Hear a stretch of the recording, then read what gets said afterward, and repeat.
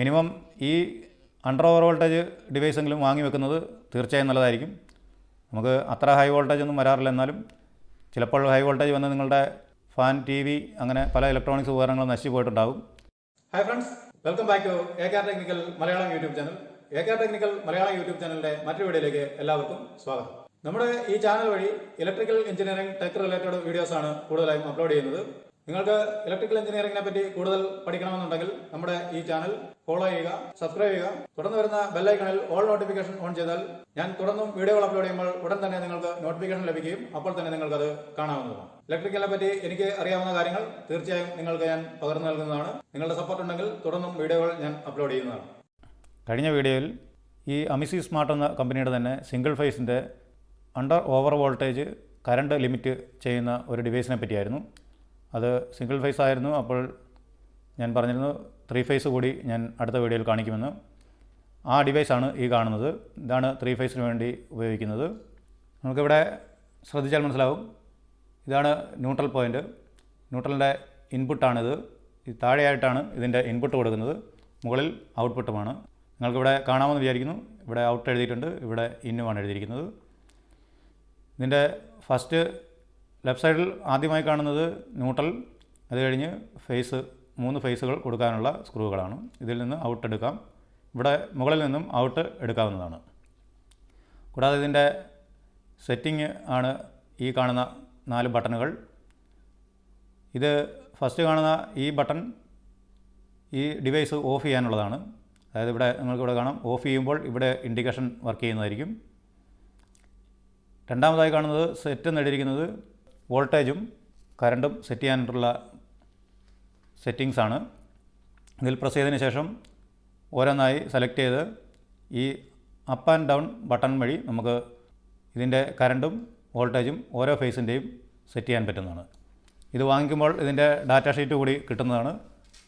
ആ ഡാറ്റ ഷീറ്റിൽ ഇത് എങ്ങനെയാണ് സെറ്റ് ചെയ്യേണ്ടതെന്ന് എഴുതിയിട്ടുണ്ട്. അത് നോക്കി നിങ്ങൾക്ക് ഇത് മനസ്സിലാക്കാവുന്നതാണ്.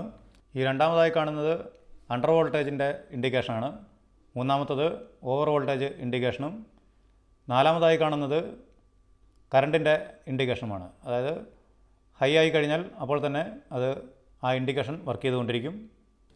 ഇങ്ങനെയാണ് ഇതിൻ്റെ സിസ്റ്റം വർക്ക് ചെയ്യുക. ഇതിൽ നമുക്ക് വോൾട്ടേജ് എത്രയാണെന്ന്, നിലവിലുള്ള വോൾട്ടേജും ആംപിയറും എത്രയാണെന്ന് ഇതിൽ മെൻഷൻ ചെയ്തിരിക്കും.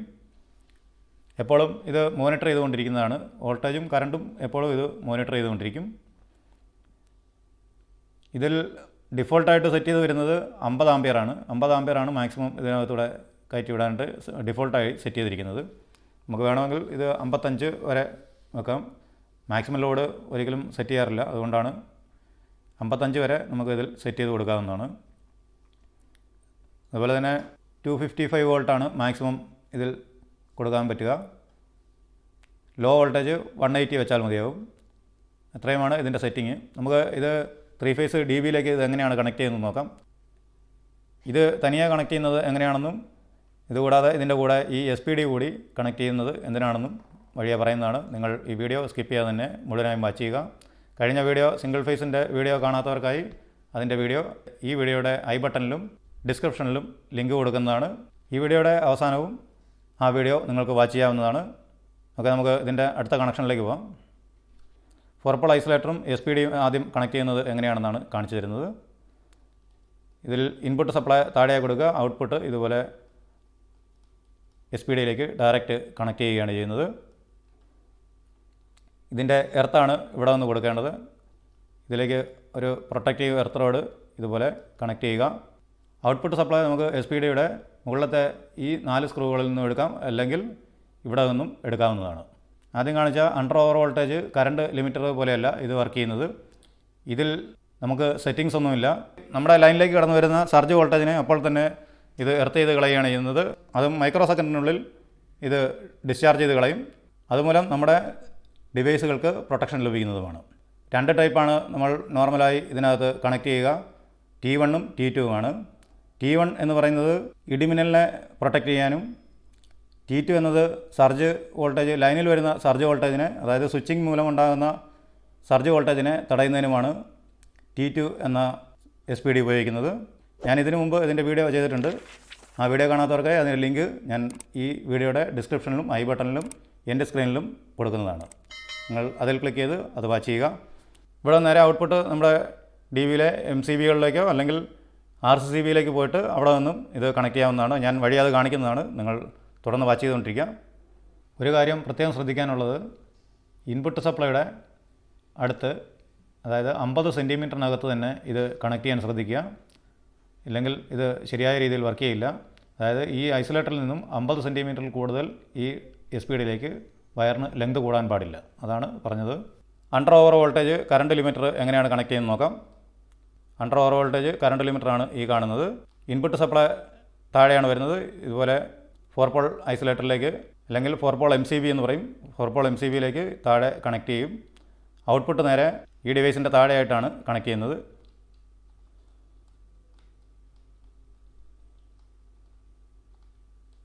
ഇതുപോലെ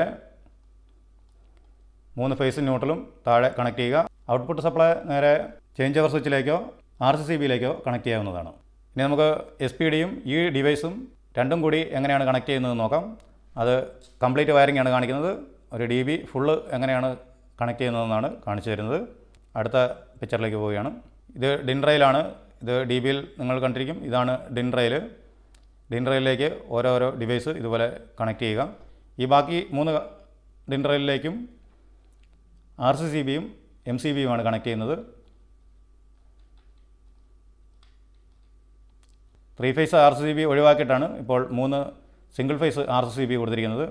എന്താണെന്ന് വെച്ചാൽ DBയിൽ നോർമലായിട്ട് ഏറ്റവും താഴെ നമ്മൾ പവർ കണക്ട് ചെയ്യുന്നിടത്ത് 3 ഫേസ് RCCB കൂടി കണക്ട് ചെയ്യാൻ ബുദ്ധിമുട്ടായിരിക്കും.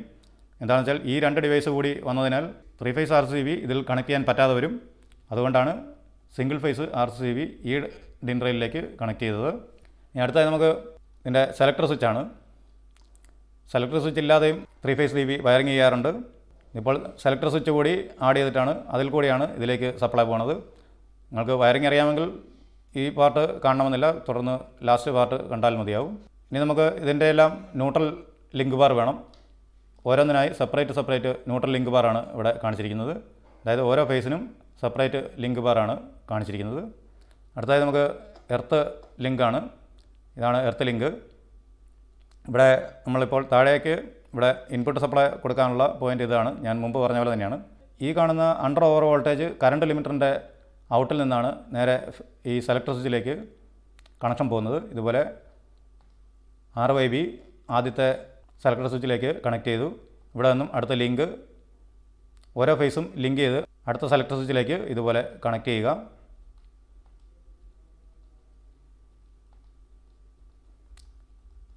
ഇപ്പോൾ നമ്മൾ 3 സെലക്ടർ സ്വിച്ചിലേക്കും RYB, അതായത് 3 ഫേസ് കണക്ട് ചെയ്ത് കഴിഞ്ഞു. ഇനി ഇതിൻ്റെ ഔട്ട്പുട്ടാണ് എടുക്കേണ്ടത്. ഇതിൻ്റെ ബാക്കിൽ കണക്ഷൻ കൊടുക്കേണ്ടത് എങ്ങനെയാണെന്ന് അതിൽ കൃത്യമായിട്ട് എഴുതിയിട്ടുണ്ട്. ഞാനതുകൊണ്ടാണ് ഇതിങ്ങനെ തന്നെ കാണിക്കുന്നത്. കണക്ഷൻ കൊടുക്കാൻ നിങ്ങൾക്കറിയാമെന്ന് വിചാരിക്കുന്നു. അതിൻ്റെ ഇന്നും ഔട്ടും 1 2 3 എന്ന് എഴുതിയിട്ടുണ്ടാവും, അല്ലെങ്കിൽ L1 L2 L3 എന്ന് എഴുതിയിട്ടുണ്ടാവും. ഔട്ടിൻ്റെ അവിടെ ഔട്ടെന്നും എഴുതിയിട്ടുണ്ടാവും. ഔട്ട് പോയിൻറ്റിൽ നിന്നും അടുത്ത വയർ നേരെ ആദ്യത്തെ RCCBയിലേക്കാണ് വരുന്നത്. രണ്ടാമത്തെ RCCBക്ക് പോവും. അതായത് വൈ ഫേസ് രണ്ടാമത്തെ RCCBക്ക് വന്നു. മൂന്നാമതായി ബ്ലൂ ഫേസ് മൂന്നാമത്തെ RCCBക്കും കണക്ട് ചെയ്തു. ഈ കാണുന്ന ഡിവൈസുകളുടെ എല്ലാം ലിങ്ക് ഞാൻ ഡിസ്ക്രിപ്ഷനിൽ കൊടുത്തിട്ടുണ്ട്. ആമസോണിൻ്റെ ലിങ്കാണ് കൊടുത്തിരിക്കുന്നത്. നിങ്ങൾക്ക് അത് പർച്ചേസ് ചെയ്യണമെങ്കിൽ ആ ലിങ്കിൽ ക്ലിക്ക് ചെയ്ത് പർച്ചേസ് ചെയ്യാം, അല്ലെങ്കിൽ അതിൻ്റെ വില അറിയാവുന്നതാണ്. OnePlus 2 നല്ല വിലയാണ് ഉള്ളത്. ഹാഗർ, ഹാവൽസ് എന്നീ കമ്പനികളുടേതൊക്കെ നല്ല വിലയാണ്. അണ്ടർ ഓവർ വോൾട്ടേജ് കറണ്ട് ലിമിറ്ററിന് അത്ര വിലയുള്ളതല്ല. ഇതിന് ഏകദേശം 2000-2500 രൂപ മാത്രമേ ഉള്ളൂ. സിംഗിൾ ഫേസിന് അതിലും കുറവാണ്, 1500 രൂപ എന്തേ ഉള്ളൂ. ഇത് വാങ്ങിച്ചു വെക്കുന്നത് ഏറ്റവും നല്ലതാണ്. SPD കൂടി അതിൻ്റെ കൂടെ ഇൻസ്റ്റാൾ ചെയ്യുന്നത് ഒന്നുകൂടെ നന്നായിരിക്കും. മിനിമം ഈ അണ്ടർ ഓവർ വോൾട്ടേജ് ഡിവൈസെങ്കിലും വാങ്ങി വെക്കുന്നത് തീർച്ചയായും നല്ലതായിരിക്കും. നമുക്ക് അത്ര ഹൈ വോൾട്ടേജ് ഒന്നും വരാറില്ല. എന്നാലും ചിലപ്പോൾ ഹൈ വോൾട്ടേജ് വന്ന് നിങ്ങളുടെ ഫാൻ, TV അങ്ങനെ പല ഇലക്ട്രോണിക്സ് ഉപകരണങ്ങളും നശിച്ചു പോയിട്ടുണ്ടാകും. അങ്ങനെ വരാതിരിക്കാനാണ് ഈ ഒരു ഡിവൈസ് കൂടി നമ്മുടെ DBയിലേക്ക് കണക്ട് ചെയ്യണമെന്ന് പറഞ്ഞത്. നിങ്ങൾക്ക് താല്പര്യമുണ്ടെങ്കിൽ ഇത് വാങ്ങി വെക്കുക. ഞാനിതിനെപ്പറ്റി പറഞ്ഞെന്ന് മാത്രമേ ഉള്ളൂ. ഞാനിത് സജസ്റ്റ് ചെയ്യുകയോ സപ്പോർട്ട് ചെയ്യുകയോ ചെയ്യുന്നതല്ല. നിങ്ങളുടെ സ്വന്തം റിസ്കിൽ ഇത് വാങ്ങി വെക്കേണ്ടതാണ്. ഇതൊരു പ്രൊമോഷൻ വീഡിയോയുമല്ല, അതുകൊണ്ടാണ് പറഞ്ഞത്. നമ്മുടെ കൂട്ടുകാർ ചോദിക്കുന്നതനുസരിച്ച് ഓരോന്നും ഡിവൈസ് പരിചയപ്പെടുന്നത് മാത്രമേ ഉള്ളൂ. നമ്മുടെ ഡിവൈസുകൾക്ക് പ്രൊട്ടക്ഷൻ കിട്ടാൻ എന്തെങ്കിലും ഡിവൈസ് ഉണ്ടോ എന്ന് ചോദിച്ചുകൊണ്ട് മാത്രം ഞാൻ പരിചയപ്പെടുത്തിയാണ്. അല്ലാതെ ഈ കമ്പനികളൊന്നും നമുക്ക് യാതൊരുവിധ പ്രോഫിറ്റും തന്ന് ചെയ്യുന്ന വീഡിയോകളല്ല ഇത് നിങ്ങൾക്ക് പഠിക്കാൻ വേണ്ടി മാത്രം ഞാനിത് ചെയ്യുന്നതാണ്. ഇത് വാങ്ങിക്കാൻ ഞാൻ ഒരിക്കലും നിർബന്ധിക്കത്തില്ല. കൂടാതെ SPD കുറിച്ച് നിങ്ങൾക്ക് കൂടുതൽ അറിയണമെങ്കിൽ ഇതെന്തിനാണ് ഉപയോഗിക്കുന്നത്, എന്തൊക്കെ ഫീച്ചേഴ്സാണ്, എന്തൊക്കെ ടൈപ്പിനാണ് ഇത് യൂസ് ചെയ്യേണ്ടത് എന്നതിനെപ്പറ്റി ഞാൻ നമ്മുടെ വെബ്സൈറ്റിൽ എഴുതിയിട്ടുണ്ട്. ആ വെബ്സൈറ്റ് സന്ദർശിച്ചാൽ നിങ്ങൾക്ക് ഇതിനെപ്പറ്റി കൂടുതൽ മനസ്സിലാകുന്നതാണ്. www.techforyou.com എന്ന് നിങ്ങൾ ഗൂഗിളിൽ സെർച്ച് ചെയ്താൽ നമ്മുടെ വെബ്സൈറ്റിലേക്ക് എത്താവുന്നതാണ്. അതിൽ ഇലക്ട്രിക്കൽ പരമായ കൂടുതൽ ആർട്ടിക്കിളുകൾ ഞാൻ എഴുതിയിട്ടുണ്ട്. അതിൽ നിന്നും ഈ SPD കുറിച്ച് നിങ്ങൾക്ക് മനസ്സിലാക്കാവുന്നതാണ്. അതിൻ്റെ ലിങ്ക് ഞാൻ ഡിസ്ക്രിപ്ഷനിൽ കൊടുത്തിട്ടുണ്ട്. അതിൽ ക്ലിക്ക് ചെയ്ത് നമ്മുടെ വെബ്സൈറ്റിലേക്ക് എത്താവുന്നതാണ്. നമുക്ക് ഇതിൻ്റെ വയറിങ്ങിലേക്ക് തന്നെ പോകാം. ഇനി നമുക്ക് ഇതിൻ്റെ ന്യൂട്രലാണ് കണക്ട് ചെയ്യേണ്ടത്. ന്യൂട്രൽ നേരെ RCCBയുടെ ലെഫ്റ്റ് സൈഡിലായി ഇതുപോലെ കണക്ട് ചെയ്യുക. ലിങ്ക് ചെയ്ത് കൊടുത്താൽ മതിയാവും. ഇൻപുട്ട് എല്ലാം ലിങ്കാണ്. ന്യൂട്രൽ നേരെ നമ്മുടെ ലിങ്ക് ബാറിലേക്കല്ല പോകേണ്ടത്, നേരെ RCCBക്കാണ് വരുന്നത്. RCCBയിൽ നിന്നും ഔട്ട്പുട്ട് ഓരോ ന്യൂട്രൽ ലിങ്ക് ബാറിലേക്കും ഇതുപോലെ കണക്ട് ചെയ്യുക. ഇതുപോലെ ഓരോ RCCBയുടെയും ന്യൂട്രൽ ഔട്ട്പുട്ട് ഓരോ ലിങ്കിലേക്ക് ഇതുപോലെ ലിങ്ക് ചെയ്യുക. 3 ഫേസിൻ്റെ വയറിങ് ചോദിച്ചതുകൊണ്ടാണ് ഞാൻ ഇതുപോലെ വിശദമായിട്ട് പറഞ്ഞു തരുന്നത്. പക്ഷേ ഇത് മാത്രമായി കാണിച്ചാൽ ചിലർക്ക് മനസ്സിലാവില്ല. അതുകൊണ്ടാണ് ഇത് ഫുള്ളായിട്ട് കാണിക്കുന്നത്. തുടർന്ന് നിങ്ങൾക്ക് ഇതിൽ ഇൻവെർട്ടർ കണക്ട് ചെയ്യണം എന്നുണ്ടെങ്കിൽ നിങ്ങൾ കമൻറ്റ് ചെയ്ത് അറിയിക്കുക. ഇത് എങ്ങനെയാണ് കണക്ട് ചെയ്യുന്നതെന്ന് ഞാൻ വിശദമായിട്ട് പറഞ്ഞു തരുന്നതാണ്. ഇൻവെർട്ടർ സിംഗിൾ ഫേസിൽ കണക്ട് ചെയ്യുന്നതും 3 ഫേസിൽ കണക്ട് ചെയ്യുന്നതും നമ്മൾ മുമ്പ് അപ്ലോഡ് ചെയ്തിട്ടുണ്ട്. ആ വീഡിയോ കാണാത്തവർക്കായി അതിൻ്റെ ലിങ്ക് ഞാൻ ഈ വീഡിയോയുടെ ഡിസ്ക്രിപ്ഷനിൽ കൊടുത്തിട്ടുണ്ട്. നിങ്ങൾക്ക് ഐ ബട്ടണിലും ആ ലിങ്ക് കാണാവുന്നതാണ്. അടുത്തായി ഫേസാണ് ലൂപ്പ് ചെയ്യേണ്ടത്. ഫേസ് ഇതുപോലെ ഔട്ട്പുട്ട് ഓരോ RCCBയുടെയും ഔട്ട്പുട്ടിൽ നിന്നും ഇതുപോലെ ലിങ്ക് ചെയ്യുക.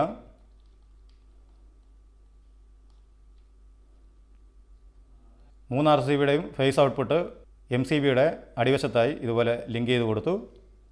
ഔട്ട്പുട്ട് നിങ്ങൾക്കറിയാമെന്ന് വിചാരിക്കുന്നു. ഔട്ട്പുട്ട് നേരെ ഓരോ സെക്ഷനിലേക്ക്, അതായത് ഓരോ റൂമുകളിലേക്കും ഓരോ ലോഡിനും പോകുന്നതാണ്. അതിൻ്റെ ന്യൂട്രൽ അതാത് ലിങ്ക് ബാറിൽ നിന്ന് തന്നെ എടുക്കാൻ ശ്രദ്ധിക്കുക. ഇതിൽ മിക്സായി പോയി കഴിഞ്ഞാൽ RCCB നിൽക്കുന്നതല്ല, അത് ട്രിപ്പായിക്കൊണ്ടിരിക്കും. ഏത് സെക്ഷനിൽ നിന്നാണോ ഫേസ് എടുക്കുന്നത് അതേ സെക്ഷനിലേക്ക് തന്നെ ന്യൂട്രൽ റിട്ടേൺ വന്ന് ആ ലിങ്ക് ബാറിൽ തന്നെ കയറണം. ഇല്ലെങ്കിൽ അൺബാലൻസായി ലോഡ് ട്രിപ്പായിക്കൊണ്ടിരിക്കും. റൂമുകളിലേക്കുള്ള വയർ വലിക്കുമ്പോൾ അത് പ്രത്യേകം ടാഗ് ചെയ്തിരുന്നത് നന്നായിരിക്കും. ടാഗ് ചെയ്ത് DB ട്രസ്സിങ്ങിൻ്റെ ടൈമിൽ ഈസി ആയിട്ട് കണക്ട് ചെയ്യാനായിട്ട് വയറിൽ നമ്പർ ഇടുകയോ അല്ലെങ്കിൽ ഫെറോൾ ഇട്ട് ചെയ്യുകയാണെങ്കിൽ ഈസി ആയിട്ട് ഇത് ട്രസ്സിങ് ചെയ്യാൻ പറ്റുന്നതാണ്. ഈ SPD-യും ഈ ഡിവൈസും എങ്ങനെയാണ് കണക്ട് ചെയ്യുന്നതാണ് അടുത്തതായി കാണിക്കുന്നത്.